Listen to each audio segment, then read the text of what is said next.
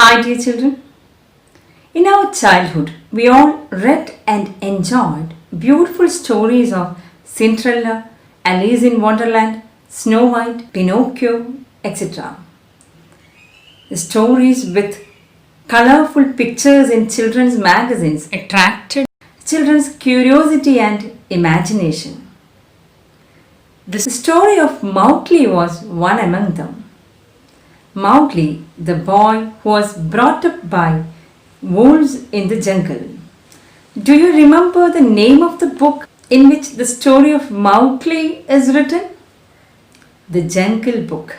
The story was set against the background of Indian forests, and when the story was filmed with colorful frames of beautiful jungle, it became a real feast for children's eyes.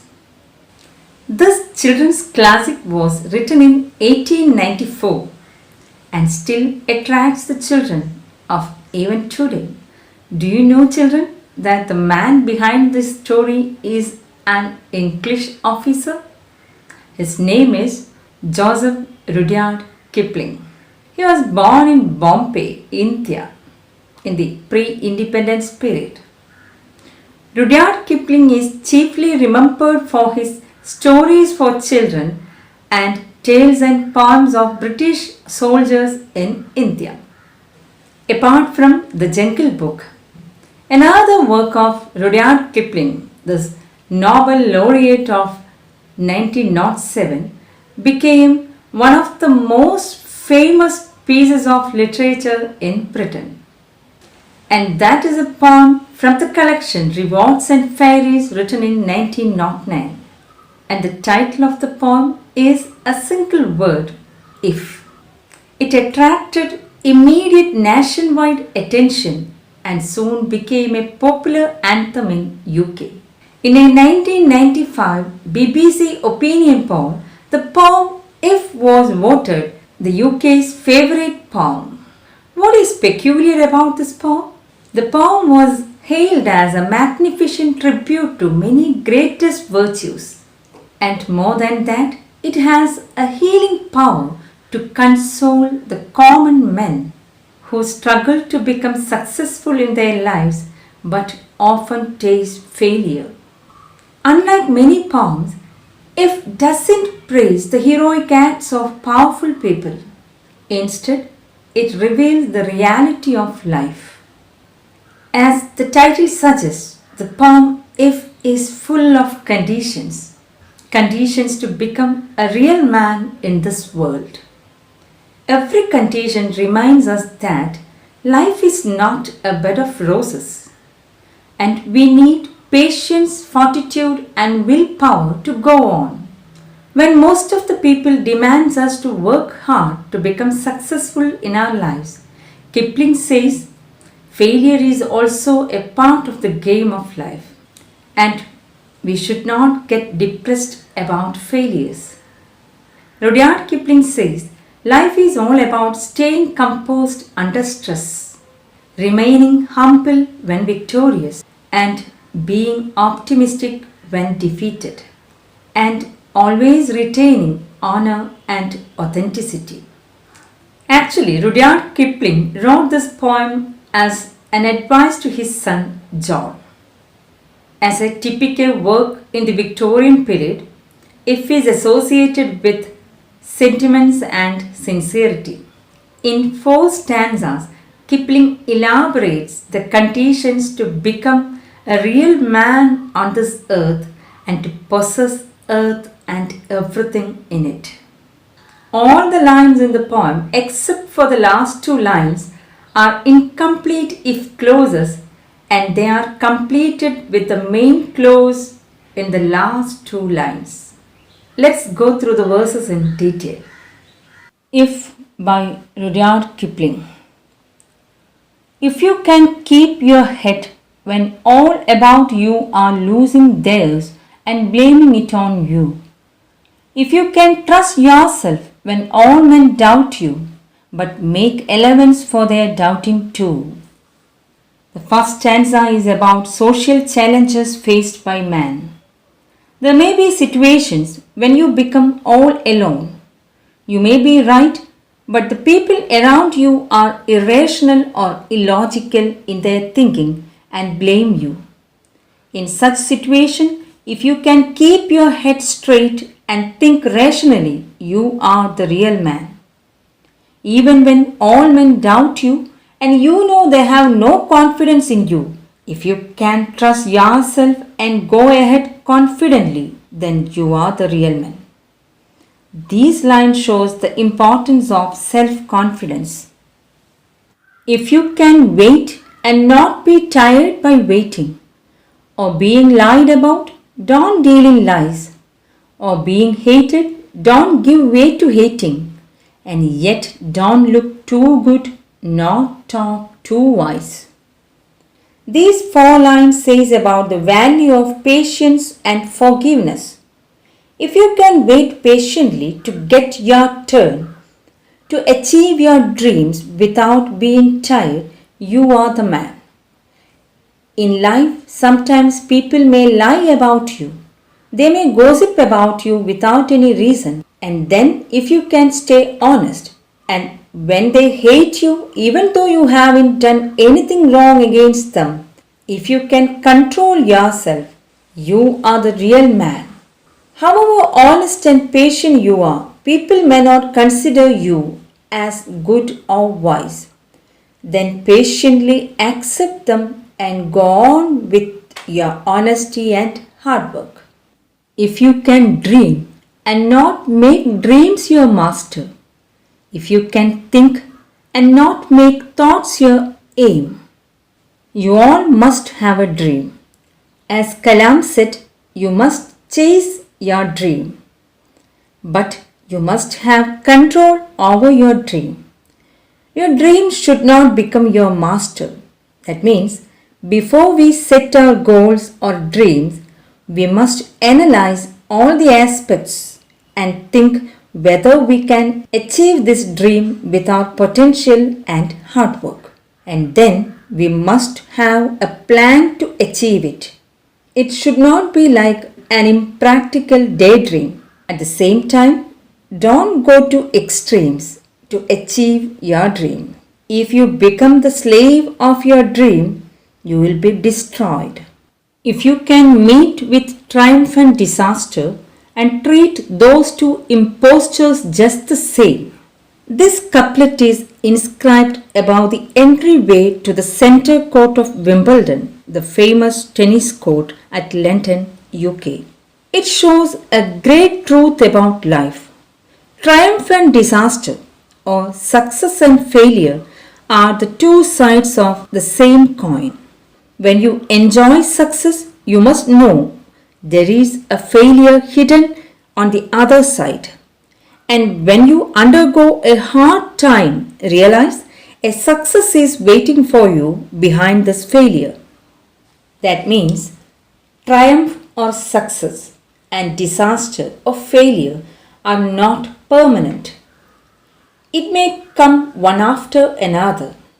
That is why the poet calls them as impostors. Impostor is a person who pretends or acts to be someone else. What we see is not the real one. When we experience the success, we must understand that it is not the real success. When we experience a failure, we must realize it is not the ultimate failure. They are impermanent impostors who pretend that they are real. If you can treat both the success and failure with the same attitude, you can succeed in life. No need of overwhelming with joy or depression. Face them with the same indifference and wait for the next to happen and prepare for the same. If you can bear to hear the truth you have spoken, twisted by knaves to make a trap for fools, or watch the things you gave your life to broken, and stoop and build them up with worn out tools. Sometimes people may twist the truth you have spoken. They may have some selfish motive for doing that. By twisting the truth you have said, they may trap fools who easily believe others' words. If you can bear it without complaining or explaining to anybody, you are a good man. And again, suppose you worked hard to achieve something, and one day you see what you have built up with your hard work broken or destroyed. If you can watch patiently and bend down to pick those broken pieces and build them up with your remaining time and energy, you are the real man. Rudyard Kipling advises us not to be provoked or desperated when you lose everything. There is no use of provocation and despair. The only good way is to start working hard again to rebuild it. Worn out tools are the remaining time and energy we have. In youth, we are strong and healthy, and we have plenty of time to build our career and earn fame and possessions. But in our old age, we may lose our health, and the time will not be enough to build up everything again. But if we can do so, we are the real man. If you can make one heap of all your winnings and risk it on one turn of pitch and toss and lose and start again at your beginnings and never breathe a word about your loss. The third stanza is about taking risks but not whining about life if it doesn't turn out the way you had expected. These lines are extension of the previous lines. Suppose after winning a heap of achievements, you risk it on one turn of pitch and toss and lose everything. Then, if you can start again from the beginning and never say any complaint about your loss, then you are really good. It is not easy not to blame others or not to complain. It is very tough to start once again after you lost everything. Usually, people become dejected when they lose what they achieved with great pain. Then it would not be easy for them to start from the first square, to begin from the scratch. But if you are capable of doing that, you are the real man. If you can force your heart and nerve and sinew to serve your turn long after they are gone, and so hold on when there is nothing in you except the will which says to them, hold on. Again, the poet says, when you lose everything, you will be disheartened. That is, you will not have interest to do anything, and all your strength will be lost. Then, if you have the willpower to force your heart and nerve, and all that gives you strength or support to work for you, then you are really great. The poet wants to say that even if we face setbacks in our lives, we must have the willpower to carry on with what we have. We must not be disheartened or dejected at the time of failures and losses. If we have the willpower to face all the struggles, we will definitely win in our lives. If you can talk with crowds and keep your virtue, or walk with kings nor lose the common touch. The fourth stanza is about staying virtuous and truthful. We should mingle with everyone, but must keep our virtues and values. Even though we achieve great positions, we must not forget our roots. We can try our level best to achieve noble positions, but must keep in touch with the common man. If neither foes nor loving friends can hurt you, if all men count with you but none too much, If the harmful deeds of your enemies as well as the hurting words or deeds of your friends don't affect you negatively, you are able to live in this world. People may knowingly or unknowingly hurt us. If we spend our valuable time on thinking about their negative comments and actions, it will spoil a lot of time and it will affect us badly. So better take everything positively. If somebody says anything unwanted, think that is their problem and not ours. That is the best way to be cheerful. And don't expect that you will be intimate to everyone. Sometimes we may feel that nobody, even our close friends, do not consider us as their best friends. Again, don't bother about their consideration. If you can fill the unforgiving minute with 60 seconds worth of distance run, yours is the earth and everything that's in it, and which is more, you will be a man, my son. The last piece of advice from the poet is how to use the precious time. It is our duty to make use of every second to win the race of life.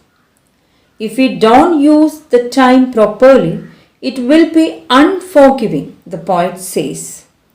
Here, the life is compared to a distance run or running race, where even a fraction of a second is valuable.